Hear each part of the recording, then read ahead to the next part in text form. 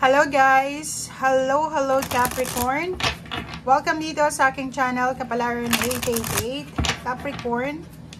Alamin natin kung anong messages, vibration, gabay, energy para sa lahat ng Capricorn friends natin na nanonood. Ito ay weekly tarot reading simula March 11 hanggang 17, 2024. Para to sa lahat ng Capricorn. I hope na makuha mo yung energy, Capricorn. Okay. First three cards natin, Capricorn, is purity, protection, and protect your dreams.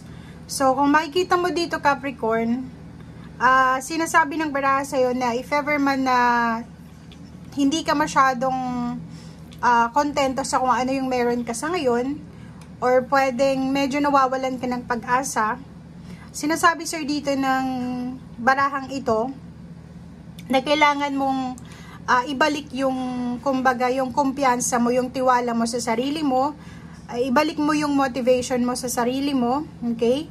And kapain mo yung puso mo kung ano ba talaga yung gusto mong mangyari. Kasi yung mga sagot sa mga katanungan mo sa ngayon, or yung sagot sa mga iniisip mo sa ngayon, or sa mga bagay-bagay na feeling mo kulang sa ngayon, is naandyan mismo sa sarili mo. Okay? So, as long as na pure yung intention mo, as long as na wala kang inaapakang tao, wala kang inaagrabyado, huwag kang matakot. Okay? Yung mga pangarap mo, yung dreams, hopes, and yung aspirations mo, ay kumbaga protected yan ng ating mga angels, guides, angel guides, spiritual helpers. Dahil sila ay parang gumagawa sila ng team para proteksyonan ka. May mga guides ka and angels na nakikita nila kung ano yung sufferings mo sa ngayon, or nakikita nila kung ano yung kailangan mo sa ngayon. So, wag kang masyadong mag-self-pity dyan, wag kang masyadong masaktan, wag kang masyadong maging negative. And continue, 'di ba? Proteksyonan mo yung pangarap mo, proteksyonan mo kung ano yung kailangan mong proteksyonan sa sarili mo, be at peace, okay? Wag na wag mong isusuko kung ano man ito na gusto mong mangyari sa buhay mo, or yung pangarap mo. Okay.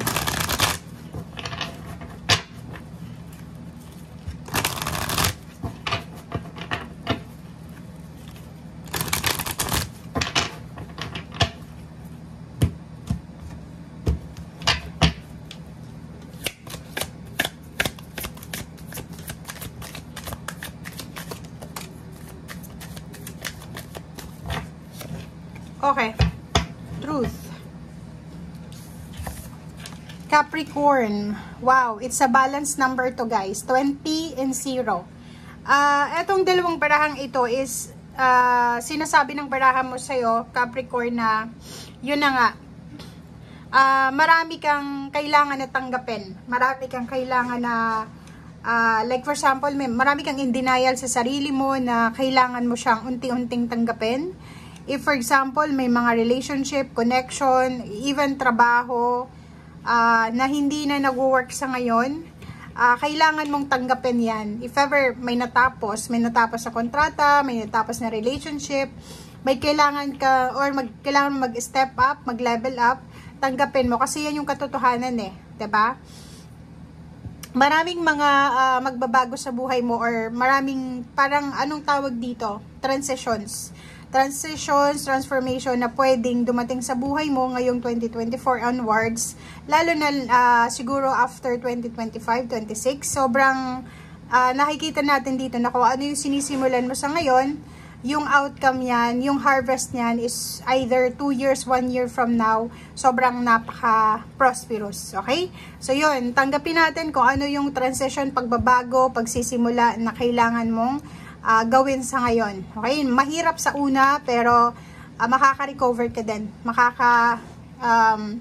Balik ka din sa dating ikaw. Okay? So, wag mo lang na isuko kung ano yung dapat isuko sa ngayon.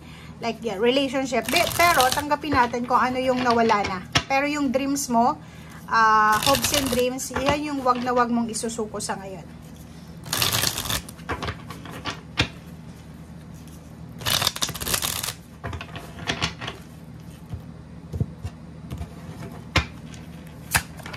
Okay. Three of Swords. Yun na nga yung sabi ko sa'yo kanina, na mahirap magsimula sa una, but sinasabi ng baraha sa'yo dito na okay lang yan, go with the flow. You are protected, you are guided ng mga angels, archangels, guides, and spiritual helpers mo.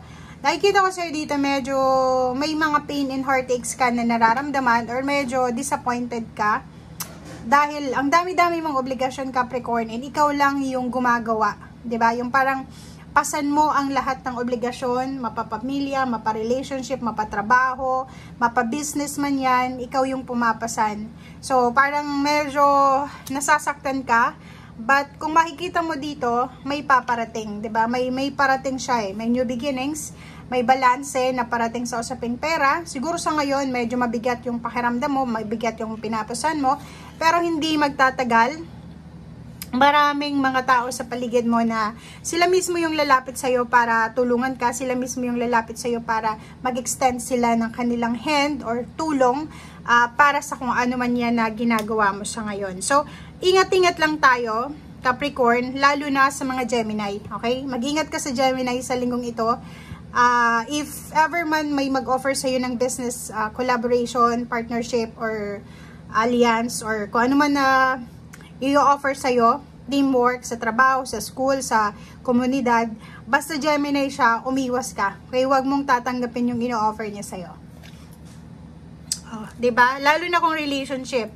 If ever na may Gemini na pumasok sa buhay mo para makipagrelasyon sa'yo, or gusto niyang, diba, yung parang maging parte ng buhay mo or ng kung ano mang ginagawa mo sa ngayon, be careful. Relationship, or partnership, sa love, intimate, business, career, or kano pa man. Okay.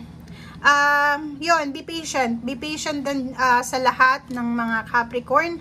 If ever nag-iintay ka ng promotion sa trabaho, nakikita natin is promotion. Promotion sa trabaho, salary increase, yung pagle-level up ng status mo sa buhay or sa position sa trabaho or sa career. Be patient, guys, kasi parating na ito. So, wag kang maging impatient. Hintayin mo. Pwedeng 3 months from now, 3 days, or 3 weeks from now, makukuha mo kung ano man itong hinihintay mo. Okay? So, yan ang sinasabi ng baraha sa'yo, Capricorn, this week March 11 hanggang 17, 2024. I hope na nakaresonate ka dito. So, basta wag kang masyadong impatient sa week na to.